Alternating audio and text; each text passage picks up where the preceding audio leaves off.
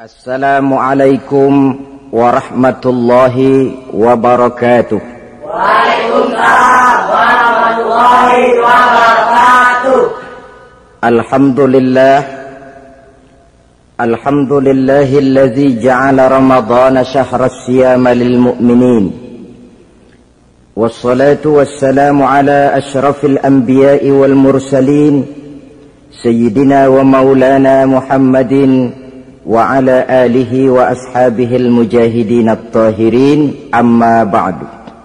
Dari jumlah 12 bulan yang ada dalam agama kita, yang dihitung sejak Muharram sampai dengan bulan Zulqa'dah, maka Ramadan mendapat gelar Sayyidus Syuhur. Sayyidus Syuhur artinya raja, penghulu atau tuan dari seluruh bulan. Apa sebabnya maka Ramadan ini dinamakan Sayyidus Syuhur? Ramadan dipilih oleh Allah menjadi bulan tempat di mana pertama kali diturunkan ayat-ayat suci Al-Quranul Karim. Allah tidak memilih Rabiul Awal, tidak Rajab, tidak pula Sya'ban misalnya, tetapi dipilihnya Ramadan untuk menjadi bulan di mana diturunkan ayat-ayat suci Al-Quranul Karim, seperti yang dijelaskan dalam surah Al-Baqarah ayat 185. A'udzu billahi minasyaitonir rajim. Syahrul Ramadan allazi unzila fihi al-Qur'an hudan lin-nasi wa bayyinatin minal huda wal furqan. Bulan Ramadan, bulan di mana diturunkan di dalamnya Al-Quranul Karim, yang merupakan petunjuk dan jalan menuju petunjuk bagi orang-orang yang beriman.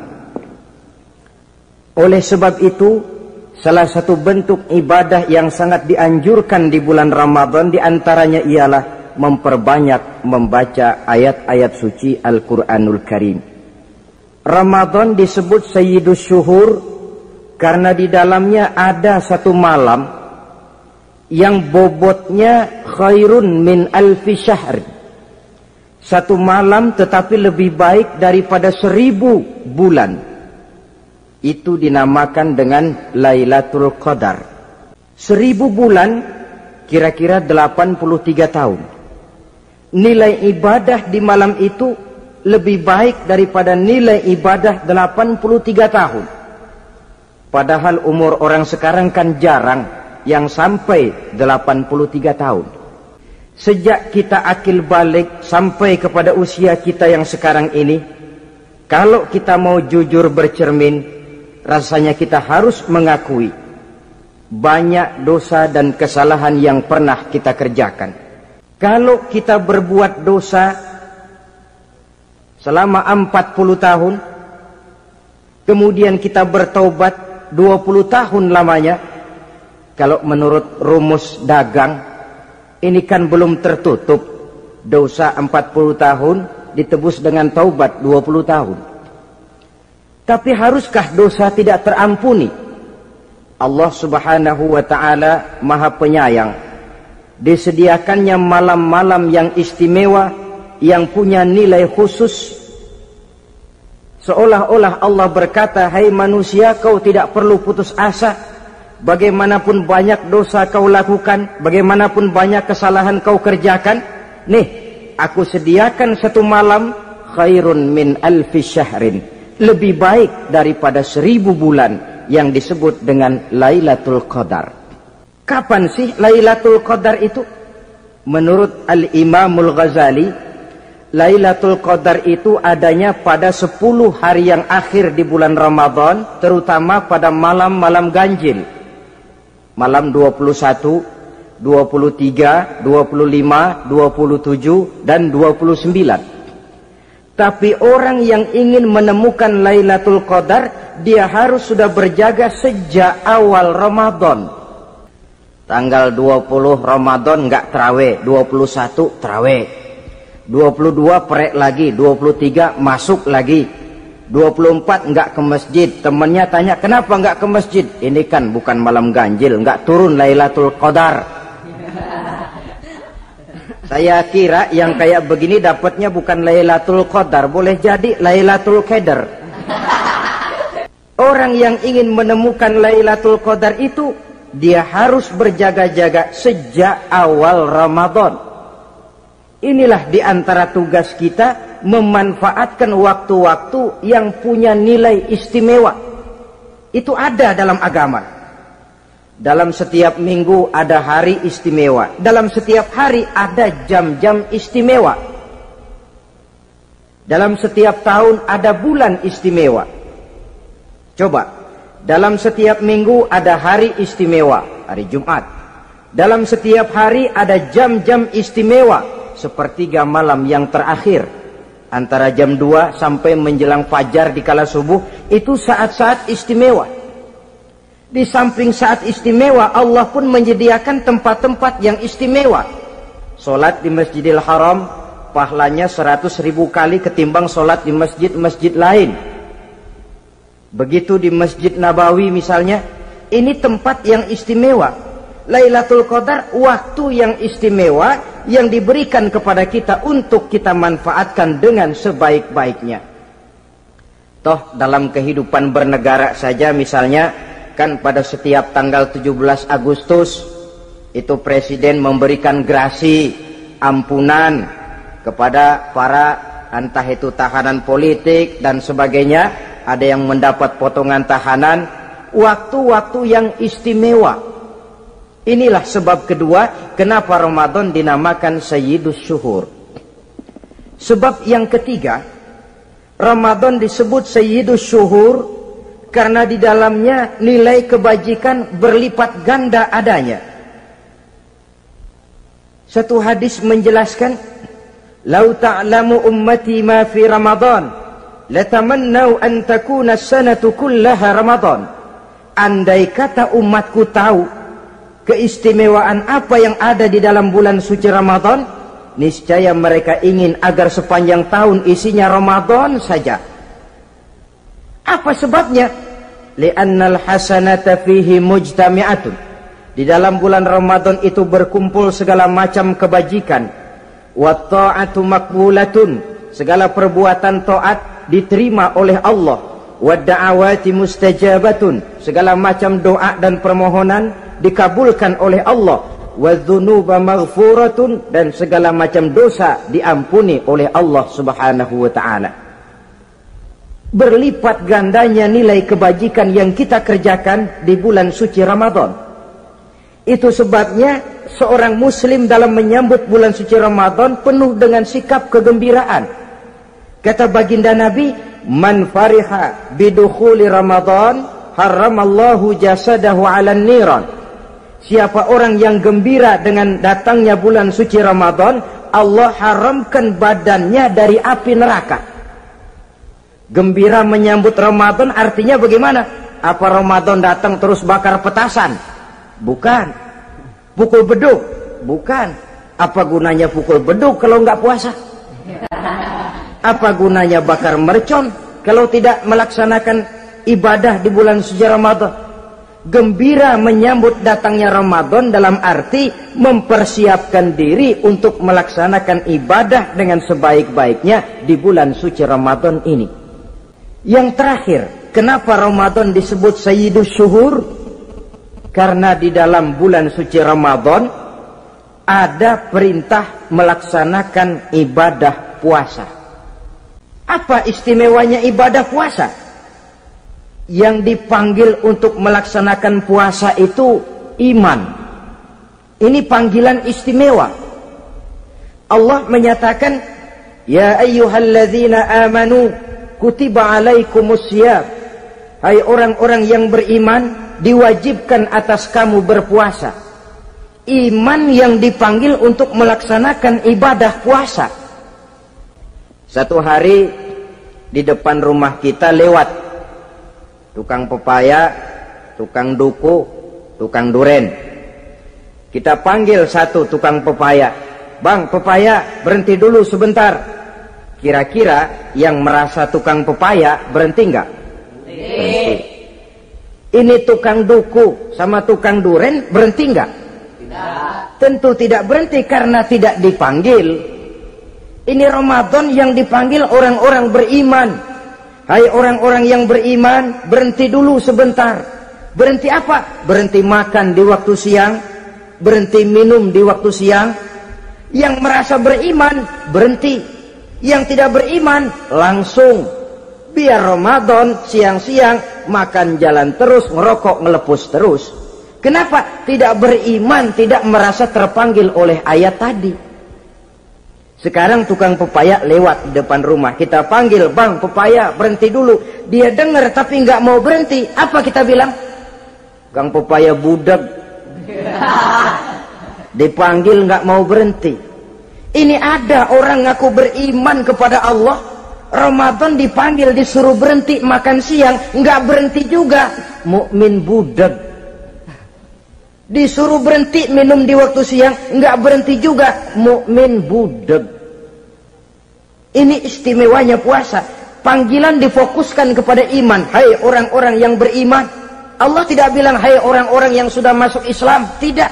Ya ayyuhallazina aslamu. Tidak. Ya ayyuhallazina amanu yang dipanggil. Hai orang-orang yang beriman. Nilai nurani yang paling dalam itu yang dipanggil melaksanakan ibadah puasa. Lalu orang beriman yang bagaimana yang wajib puasa? Pertama dia sudah balik. Yang kedua berakal sehat. Yang ketiga dia mampu berpuasa.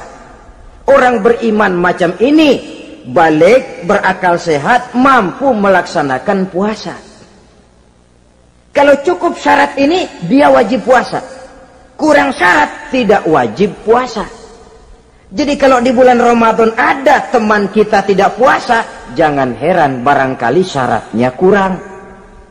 Cukup dalam hati saja, ini orang kurang syarat, makanya nggak puasa.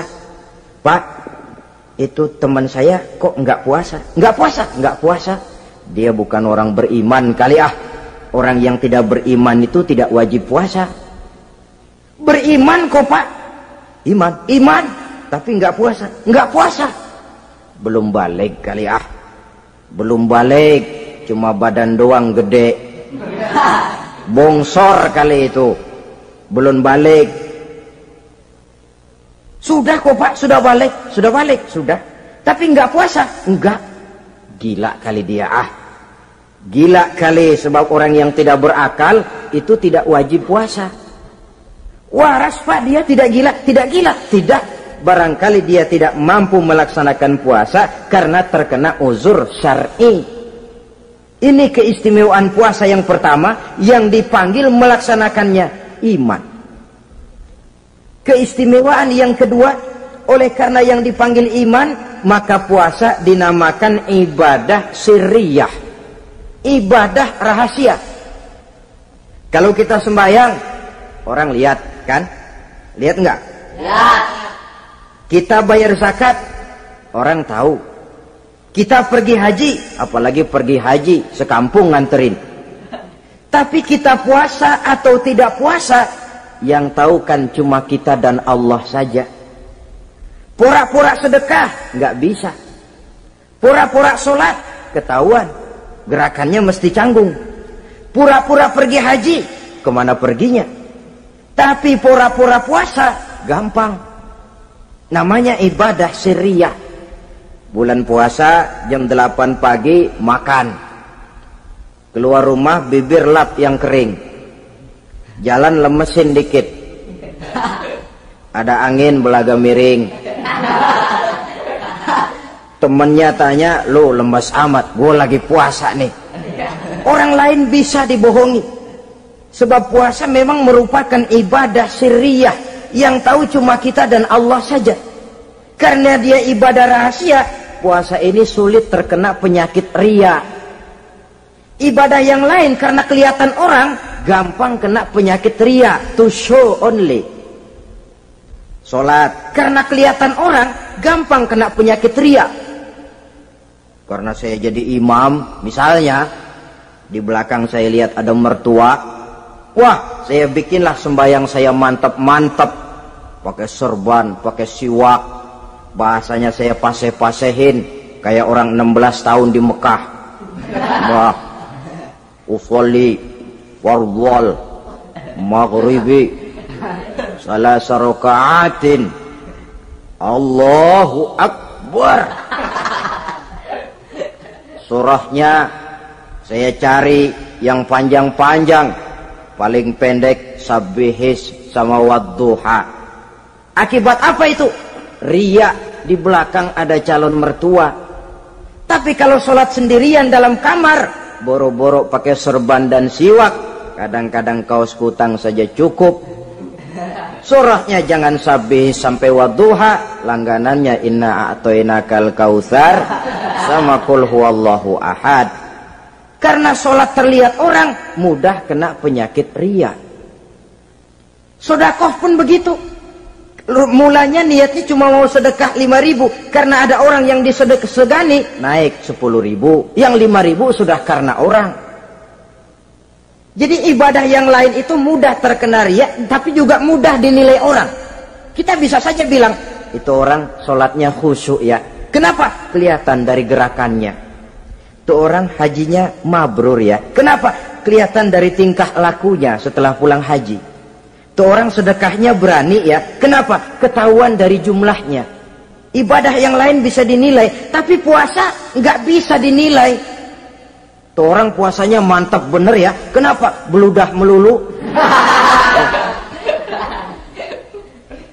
Itu bukan ukuran. Itulah sebabnya dia dinamakan ibadah sirriyah, ibadah yang abstrak, yang tahu cuma si pelaksana dan Allah saja. Ini keistimewaan puasa yang kedua. Yang ketiga, saudara-saudara, kalau ibadah-ibadah yang lain, ganjaran pahalanya itu dijelaskan oleh Allah. Sedekah kalau ikhlas pahalanya begini. Haji kalau mabrur pahalanya ini. Sembahyang berjamaah pahalanya ini. Untuk puasa tidak. Puasa Allah cuma bilang as-siyamu li wa ana ajzi bihi. Puasa adalah untukku, aku yang akan membalasnya. Berapa besar balasannya tidak dijelaskan oleh Allah. Apa artinya ini? Kalau saudara kerja, mandor bilang, sampean kerja sama saya, gaji 1 hari 5.000. Ketahuan kan, sehari 5.000. Kita bisa kong kalingkong, ada mandor rajin, nggak ada mandor kendor. Pokoknya sehari 5.000. Tapi kalau mandor cuma bilang, kau kerja sama aku, soal gajimu nanti aku yang atur. Tidak dijelaskan berapanya, nanti aku yang atur. Ini kan mestinya kita kerja hati-hati. Sebab apa? Mungkin gaji kita lebih besar dari jumlah 5.000 kalau kerjaan memuaskan. Mungkin tidak digaji sama sekali kalau kerjaan berantakan. Tidak dijelaskannya pahala puasa menjadi sugesti bagi kita untuk melaksanakan ibadah ini dengan sebaik-baiknya. Mungkin gaji sangat besar, mungkin tidak digaji sama sekali.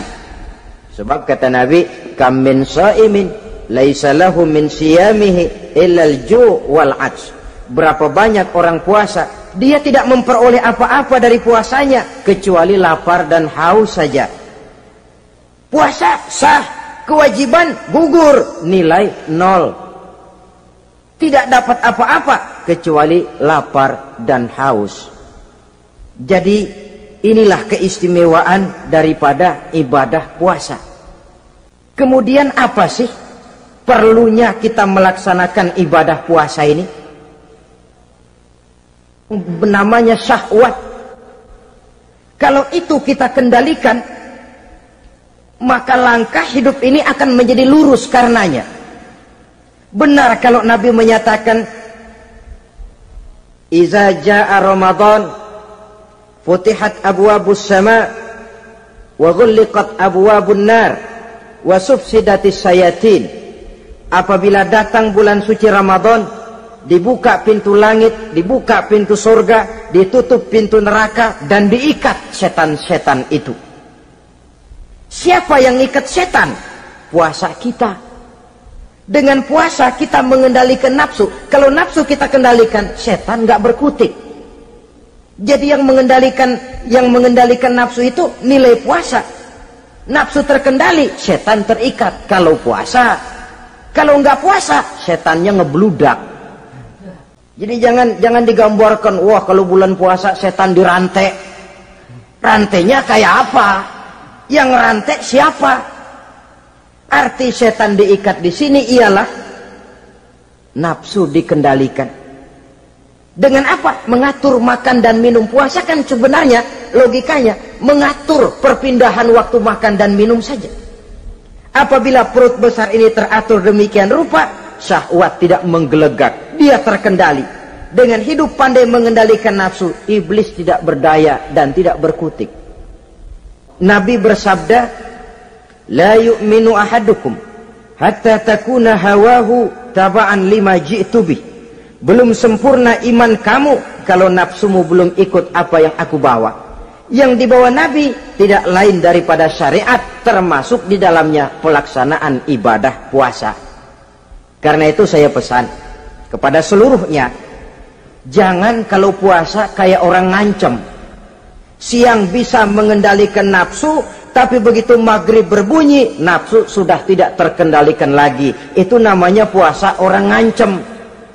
Kayaknya, biarin siang gua tahan, ntar lo maghrib. Begitu maghrib berbunyi, sudah macam bendungan pecah.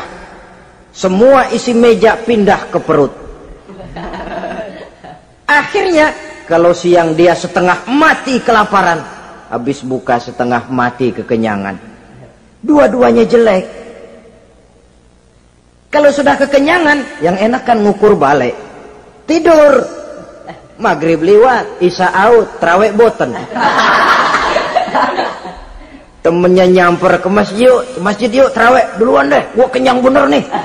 Kenyang. Berbuka itu yang bagus pakai etik ya. Etika buka itu. Maghrib berbunyi, cukup seteguk air, 3 butir korma atau sepotong kue. Sholat maghrib. Selesai sholat maghrib, masuk ronde kedua. Waktunya agak panjang. Makan ala qadarnya. Selesai makan, berangkat ke masjid, isya tarawih. Pulang tarawih, masuk ronde ketiga. Waktunya panjang. Mau habis-habisan juga nggak apa-apa. Tapi kalau begitu maghrib berbunyi langsung dipukul 1 ronde, kita yang rubuh. Kekenyangan. Waktu siang dia sanggup mengendalikan nafsu, tapi begitu maghrib berbunyi, nafsu sudah tidak terkendali lagi. Asar pengaruh puasa tidak akan membekas dalam jiwanya. Siang jelas puasa, nggak boleh ngerokok. Begitu maghrib sampai imsak kayak lokomotif, kelebul nggak berhenti. Tidak lagi sanggup mengendalikan diri, mumpung boleh katanya.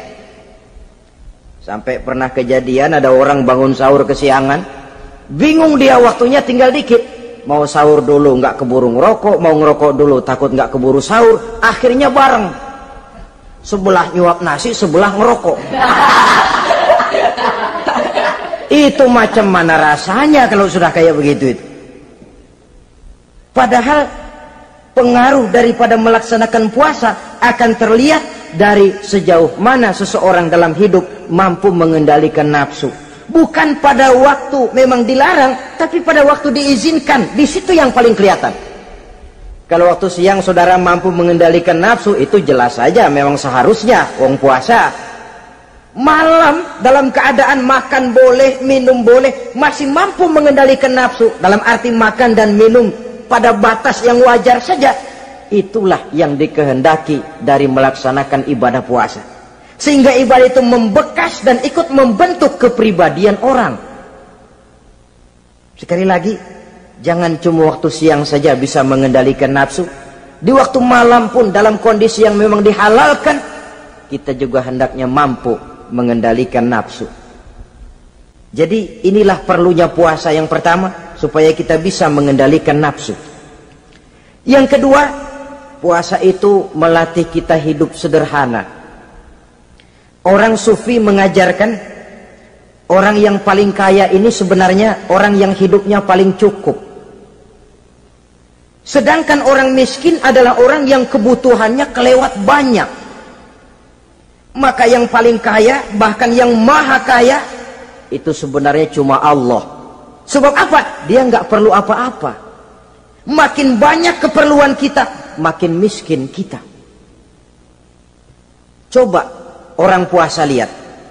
Kalau sudah jam 2, jam 3, itulah barangkali memang termasuk godaannya dalam melaksanakan ibadah puasa. Kalau jam 1 siang, jam 2 siang, jangankan makanan enak, nangka busuk kita lihat legit. Barangkali cobaan di dalam melaksanakan ibadah puasa. Tapi kalau sudah maghrib berbunyi, berbuka kita, kena seteguk air, sepotong roti, 3 butir korma, kenyang rasanya. Kemana keinginan yang tadi begitu menggebu-gebu? Oh, bisikan nafsu rupanya itu. Makin dalam kita merenung, makin sampai kita kepada bentuk kesederhanaan di dalam hidup ini. Puasa membentuk pribadi seorang muslim untuk jauh daripada sifat tamak bin rakus alias rakah. Tamak itu berasal dari kalimat toma dalam bahasa Arab yang sifatnya sudah terukir dari hurufnya. Huruf to, tengahnya bolong. Huruf mim, tengahnya bolong. Huruf ain, mulutnya mangap, perutnya gede. Jadi orang tamak macam itulah. Apapun yang diberikan Allah tidak pernah ada cukupnya dan tidak pernah ada syukurnya. Sehingga Nabi menjelaskan, lau anna libni Adam wadiyani min zahabin labtagha lahuma thalisan wala yamla'u jawfa bna Adam illa turab. Andai kata manusia mempunyai 2 buah ladang yang seluruhnya emas, tidak usah kepalang tanggung, ladang emas, 2 ladang semuanya ladang emas, dia tidak akan puas, dia akan mencari lagi ladang yang ketiga. Wala yamla'u jawfa bna Adam illa turab. Mulut manusia ini memang tidak akan pernah penuh kecuali kalau sudah diisi dengan tanah. Kapan diisi dengan tanah? Kalau sudah menghadap ke arah kiblat di liang lahat, nah itu baru mulut udah nggak ngerawil, diam, tenang, kalem, diisi dengan tanah. Dengan demikian kita lihat bahwa puasa makin kita hayati, makin dekat kita kepada kesederhanaan di dalam kehidupan ini. Islam tidak melarang orang untuk kaya, untuk punya harta. Yang dilarang ialah sifat rakus, serakah, dan tamak. Karena ini akan membuat orang melakukan segala macam cara, ingkar kepada nikmat Allah, tidak pandai bersyukur, pandangan matanya selalu diarahkan ke atas. Dikala hidupnya sudah serba cukup, dia masih merasa kurang. Sebab itu dia selalu kurang. Dia sudah kaya tapi masih merasa miskin saja, maka hidupnya pun miskin terus. Ini hikmah yang kedua kenapa kita perlu puasa. Yang ketiga, puasa itu melatih kita cinta kepada fakir miskin, orang-orang yang tidak mampu, yang memerlukan pertolongan. Bagaimana caranya? Mengajar anak berenang, bawa ke kolam. Mengajar anak naik sepeda, berikan sepedanya. Mengajar orang cinta fakir miskin, rasakan apa yang dirasakan oleh fakir miskin. Apa itu? Lapar, haus. Kan nggak bisa ngajarin anak berenang teori saja, ke kolam nggak pernah. Teori hafal luar kepala. Gaya dada begini, gaya 200 meter begini, gaya kupu-kupu begini, gaya bebas begini. Teori hafal, ke kolam nggak pernah. Sekali terjun gaya batu, sudah nggak timbul-timbul lagi. Nggak bisa ngajar anak naik sepeda cuma teori saja. Sepedanya tidak pernah diberikan. Hafal teori, bab 1 pegang setang, bab 2 dorong, bab 3 kaki kanan naik pedal kanan, bab 4 genjot. Hafal teori, megang sepeda nggak pernah. Begitu dikasih sepeda, dia naik, habis tukang bakso. Pun mendidik orang cinta kepada fakir miskin tidak bisa cuma lewat seminar, kongres, penataran, indoktrinasi. Diadakan simposium, seminar, diskusi, supaya orang cinta kepada fakir miskin, tapi yang bicara orang kenyang semua. Bagaimana hati ini mau peka? Islam itu nggak usah banyak teori lah. Rasakan saja lapar haus, enak nggak? Kalau kau tahu lapar dan haus tidak enak, kau lapar haus cuma sebentar. Habis maghrib, laparmu hilang, hausmu hilang. Bagaimana saudara-saudaramu muslimin yang terkapar di kolong-kolong jembatan? Yatim piatu yang hidup terlunta-lunta, perempuan-perempuan tua hidup miskin, anak pun banyak perlu uluran tangan.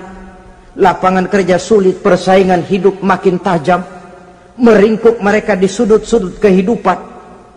Beratap langit, beralas bumi, tanpa tahu kapan hidup dan nasibnya akan berubah. Di situ pekaklah hati untuk hidup tidak cuma buat kepentingan diri dan perut sendiri saja, tapi mampu memberikan pertolongan sesuai dengan kemampuan kepada mereka yang memang memerlukan. Sebuah hadis menyatakan, irhamu ahlal ardi yarhamkum man fis sama. Sayangilah apa yang ada di permukaan bumi, nanti yang di langit akan sayang kepadamu. Si kaya sayang kepada yang miskin lalu menolongnya, yang alim sayang kepada yang awam lalu membimbingnya, yang pemimpin sayang kepada rakyat lalu melindunginya. Yang di langit akan sayang kepada kita, akan turun rahmah berlimpah, akan tercipta keberkahan dan ketenangan dalam hidup. Tapi kalau sebaliknya, yang kaya malah nyantap yang miskin, yang pemimpin malah menggilas yang rakyat, yang alim malah membodoh-bodohi orang yang memang sudah bodoh, akan terwujudlah malapetaka. Bukan rahmah yang turun dari langit, tapi azab akan menimpa kita semua. Orang yang menghayati lapar, menghayati haus, akan timbul kepekaan sosial. Hidup tidak cuma untuk diri sendiri saja, tapi mampu melihat lingkungannya. Yang keempat, kita perlu puasa untuk menumbuhkan sifat jujur dan disiplin. Coba lihat, kalau tengah hari bulan puasa, andai kata saudara masuk ke dalam kamar seorang diri, saudara kunci dari luar, lalu saudara makan, tidak seorang pun tahu. Tapi kenapa itu tidak kita lakukan? Ada semacam perasaan malu. Malu kepada Allah. Iya, orang lain tidak tahu.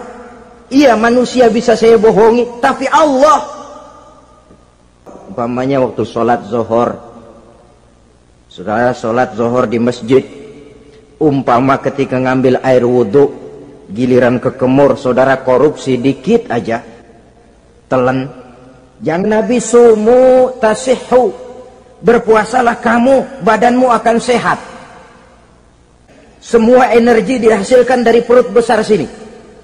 Itu makanan yang kita makan, mulai dari keju sampai singkong, mulai dari hamburger sampai combro, masuk perut besar, digiling, lalu ditransfer ke seluruh tubuh oleh perut besar ini. Mekanisme kerjanya persis pabrik besar yang kalau kita hayati, Allahu Akbar, fatabarakallah ahsanul khaliqin. Ini tangan supaya kuat kerja perlu vitamin apa? Kirim ke tangan. Mata supaya awas perlu vitamin apa? Kirim ke mata. Bibir supaya nggak pecah perlu vitamin apa? Kirim ke bibir. Oleh perut besar ditransfer ke seluruh tubuh. Sisanya yang nggak perlu keluar jalan belakang. Maka datang bulan Ramadan, perut besar itu jangan terlalu diporsir, diberikan tenggang waktu istirahat. Sehingga Nabi memberikan jaminan sumu tasihhu, berpuasalah kamu, pasti kamu akan sehat. Buktinya orang mati kelaparan banyak, tapi yang mati karena puasa, kalau puasanya betul, nggak ada. Maka Islam itu agama yang sesuai dengan fitrah, ya. Buktinya apa? Puasa wisol itu bukan saja tidak boleh, tapi haram. Puasa wisol artinya puasa nyambung. Dari pagi sampai maghrib, sampai malam, sampai besok pagi lagi, terus-terusan puasa, haram. Karena itu bertentangan dengan fitrah. Islam tidak, cukup dari waktu imsak sampai datang waktu maghrib. Kenapa?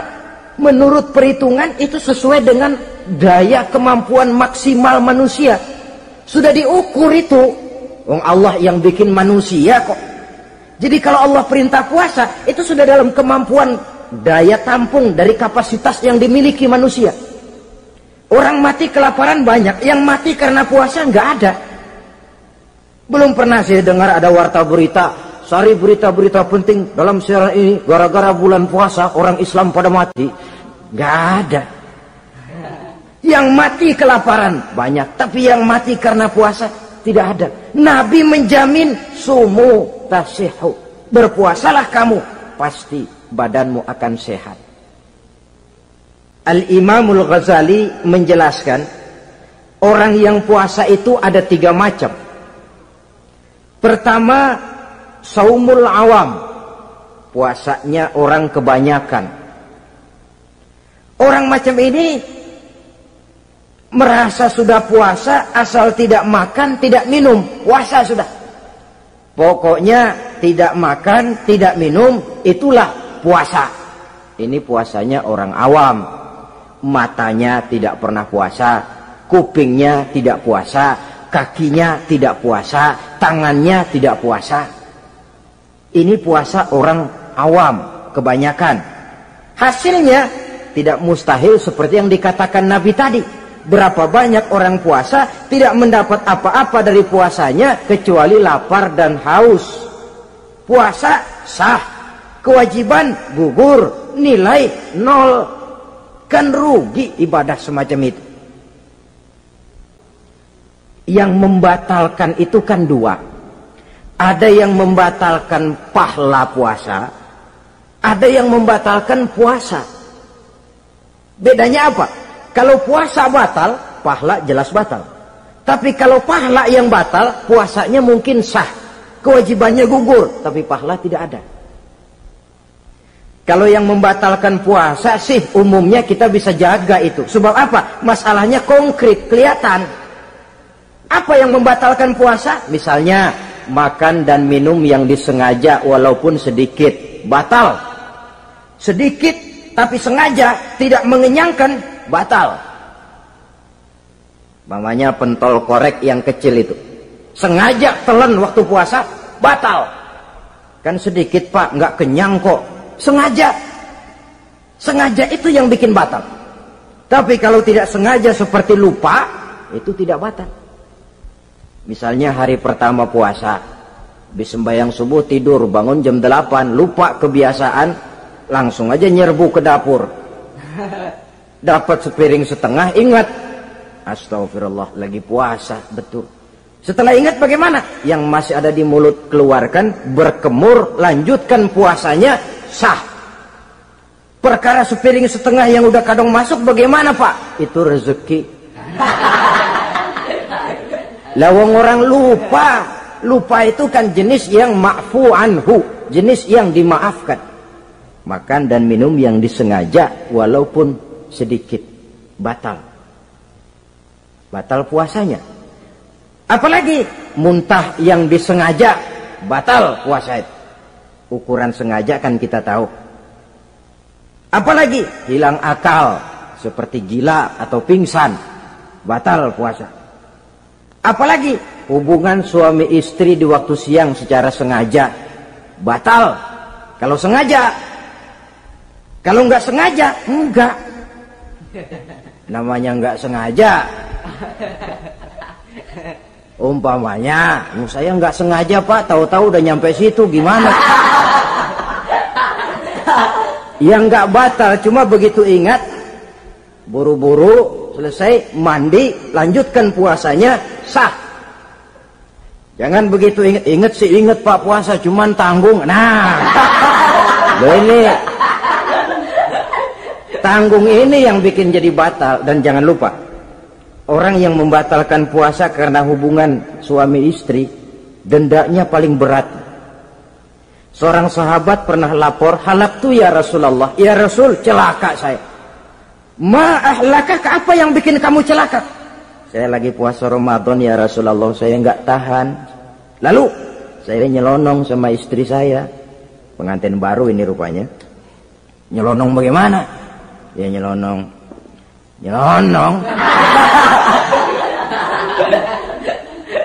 Melanggar dia, tapi jujur, lapor. Kata Rasul, ya sudah, bayar dendanya. Dendanya apa ya Rasulullah? Bebaskan budak. Aduh, saya nggak punya budak ya Rasulullah. Tidak punya. Puasa 2 bulan berturut-turut, tidak boleh diselang-seling. Syahraini mutatabi'aini, 2 bulan berturut-turut, tidak boleh diselang-seling. Gimana? Sanggup puasa 2 bulan berturut-turut? Enggak kuat ya Rasulullah. Enggak kuat. Ramadan yang sebulan aja saya nyelonong, apalagi 2 bulan. Kalau kau tidak kuat juga, beri makan 60 fakir miskin, 1 orang 1 mud ya Rasulullah. Apalagi jangan memberi makan 60 fakir miskin. Istri saya di rumah sehari masak, 3 hari libur. Saya orang susah ya Rasulullah. Saya pikir lagian nih orang kebangetan juga, udah melarat sama larangan berani. Rasul masuk ke dalam kamar, keluar kembali bawa sekeranjang kecil kurma. Kalau kau tidak punya apa-apa, bawa pulang ini. Sedekahkan kepada orang-orang miskin di kampungmu sebagai pembayar dendamu. Ya Rasulullah, apalagi? Di kampung saya itu yang paling miskin saya. Waduh, rusak bener ini orang. Apa marah Rasul? Beliau malah senyum. Ya sudah, kalau memang yang paling miskin kamu, bawa pulang saja itu kurma, beri makan anak istrimu di rumah. Orang ini udah melanggar larangan, dapat kurma lagi. Yang kedua, watak hukum Islam itu elastis, fleksibel, tidak kaku. Tidak kalau sudah begitu ya mesti begitu, itu tidak. Yang sering kaku kan kitanya umat Islam di dalam memahami Islam.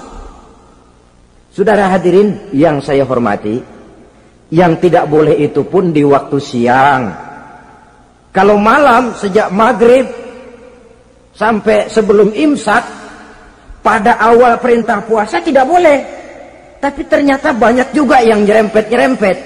Sampai Allah turunkan, uhilla lakum lailatas siyami arrafasu ila nisaikum. Dihalalkan bagi kamu pada malam puasa bergaul dengan istrimu. Jadi barangkali di antara pendengar ini ada yang pengantin baru, tolong sabarlah di waktu siang. Tunggu maghrib berbunyi. Kalau sudah maghrib habis buka, mau buka lagi juga nggak apa-apa. Terserah saja. Ini yang membatalkan puasa. Yang kita sulit mengontrol, yang membatalkan pahalanya. Apa misalnya? Ngomong-ngomongin orang. Puasa, ngomongin orang jalan terus. Itu ya tetangga kita. Kenapa emang? Oh, anu. Kita sih bukan ngomongin orang ini. Bukan ngomongin orang katanya. Ngomongin tuyul. Anu. Bohong. Orang puasa bohong, apa puasanya batal? Tidak. Puasanya sah. Yang batal mungkin pahalanya. Mata, terutama di kota-kota besar, menjaga mata ini kadang-kadang kita nggak pengen lihat tapi kelihatan. Sebab itu memang yang tidak boleh ngeliatin. Kalau kelihatan lain, kelihatan itu kan rezeki. Orang kita nggak mau tapi kelihatan. Yang kelihatan itu sebentar. Kata Imam Ali, nazaratul ula laka wa tsaniyatu alaika. Pandangan pertama untukmu, yang kedua atasmu. Jadi begitu kelihatan, ya sudah. Jangan kelihatan tapi manteng aja enggak mau. Ya ini mantengnya ini yang jadi urusan. Berusahalah kita untuk puasa zahir batin. Itu yang pertama tadi. Puasa tingkatnya orang saumul awam disebut. Tingkat yang kedua, saumul khawas, puasanya orang khusus. Bagaimana ini? Di samping tidak makan dan tidak minum, panca inderanya sudah ikut puasa. Matanya puasa, kupingnya puasa, Asal ada diajak ngomong-ngomongin orang, maaf ya, kuping saya lagi puasa. Kakinya puasa, diajak jalan ke tempat yang tidak baik, dia bilang, maaf saja, kaki saya lagi puasa. Diajak nyolong, maaf, tangan saya lagi puasa. Tidak cuma sekedar tidak makan dan tidak minum, panca inderanya sudah ikut puasa. Sekurang-kurangnya, seperti inilah puasa kita. Zahir, batin. Nah, yang tertinggi disebut saumu khawasil khawas, puasa orang khusus yang lebih khusus lagi. Ini sudah the first class ini, puasanya orang VIP. Bagaimana puasanya orang ini? Di samping tidak makan dan tidak minum, puasa panca inderanya, hatinya juga sudah ikut puasa dari seluruh keinginan yang selain Allah. Wah, ini kelas tinggi. Orang yang puasa macam ini, andai kata jam 3 sore dia berpikir, ntar sore buka pakai apa ya? Dia menganggap batal pahalanya. Kenapa? Masih mikirin makanan.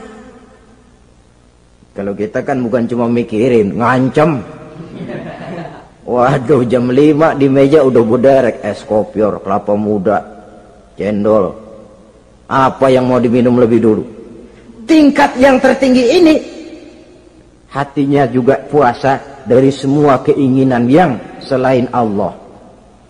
Idealnya sekurang-kurangnya kita puasa zahir batin. Zahirnya menahan diri dari yang membatalkan puasa, batinnya mencegah diri dari yang membatalkan pahala puasa kita itu. Rasulullah sallallahu alaihi wasallam membagi bulan Ramadan itu menjadi 3 bagian. Sepertiga yang pertama, tanggal 1 sampai 10 Ramadan, masa turunnya rahmah, turunnya kasih sayang Allah. Ramadan tanggal 1 sampai 10, babak penyisihan, putaran pertama, pasaran puasa rame, masjid musola full house, meledak, tidak sanggup menampung jamaah yang tarawih itu, yang tadarus meriah. Kenapa? Maklum babak penyisihan, seluruh kesebelasan turun bertanding. Tanggal 1 sampai tanggal 10 Ramadan. Bila itu selesai, selesailah putaran pertama, masuk putaran kedua, sepertiga yang kedua, tanggal 10 sampai 20 Ramadan, masa maghfirah, masa turunnya ampunan dari Allah, masuk babak semifinal. Maka 10 Ramadan ke atas, pasaran puasa mulai menurun, yang enggak puasa mulai nekat, yang tadarus sudah mulai sayup-sayup sampai. Sementara barisan orang sembahyang tarawih di masjid mulai mengalami kemajuan dengan pesatnya. Barisannya makin maju ke depan. Maklum, tidak semua kesebelasan tangguh. Ada yang sejak bertanding sudah berhitung, kita sih bakalan kalah jelas, yang penting main aja dulu dah. Ada yang rajin ke masjid, motifnya lain, ada. Karena ikut-ikutan teman, karena malu sama mertua, rajin terawih, karena nganterin, rajin terawih, bayangnya paling belakang berdua lagi. Malah ngeledek begitu imam waladolin, dia di belakang nyaut asik.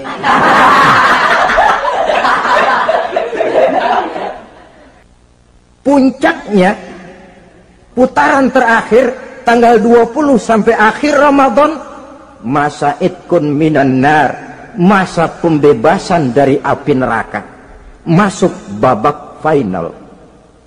Kalau sudah babak final, ya pesertanya nggak banyak sudah. Ramadan tanggal 20 ke atas babak final, pesertanya nggak banyak. Sebab apa? 20 Ramadan ke atas pikiran orang sudah bercabang itu. Padahal Nabi sangat menganjurkan tingkatkan ibadah la siyama fi asril awakhir, lebih-lebih pada hari 10 yang akhir, tanggal 20 sampai akhir Ramadan. Di situ dianjurkan memperbanyak ibadah, i'tikaf, tarawih, tadarus Quran, bersedekah, amalan-amalan sunnah yang sangat dianjurkan di bulan suci Ramadan ini. Nah, mereka yang keluar sebagai finalis Ramadan, Allah Subhanahu wa ta'ala berkenan memberikan piagam penghargaan. Di atas piagam itu tertulis dengan nyata, ghufiralahu ma taqaddama min zambihi. Pemegang piagam ini dinyatakan keluar sebagai finalis Ramadan, kepadanya diberikan penghargaan dengan jaminan ampun terhadap seluruh dosa yang pernah dia kerjakan. Sehingga dia keluar Ramadan, masuk 1 Syawal seperti bayi baru dilahirkan oleh ibunya, bersih tanpa dosa karena sudah dibersihkan oleh ibadah Ramadan. Sehingga masuk Syawal, dia rayakan Idul Fitri, dia pantas mengucapkan minal aidin wal faizin. Minal aidin artinya semoga kita termasuk orang yang kembali. Kembali kemana? Kembali kepada fitrah. Seperti bayi baru dilahirkan oleh ibunya, tidak punya dosa kepada Allah karena sudah dibersihkan oleh ibadah Ramadan. Ini orang yang finalis, puasanya betul, tarawihnya betul, pantas mengucapkan minal aidin, bersih oleh ibadah Ramadan. Tinggal dosa kepada sesama manusia, berhalal bihalal di hari raya Idul Fitri.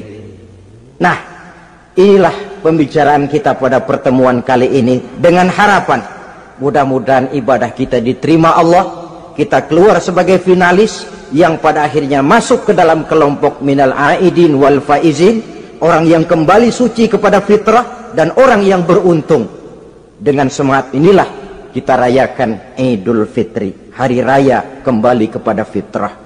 Terima kasih banyak atas segala perhatian, mohon maaf atas segala kekurangan. Usikum wa nafsi bitaqwallah. Wassalamualaikum warahmatullahi wabarakatuh.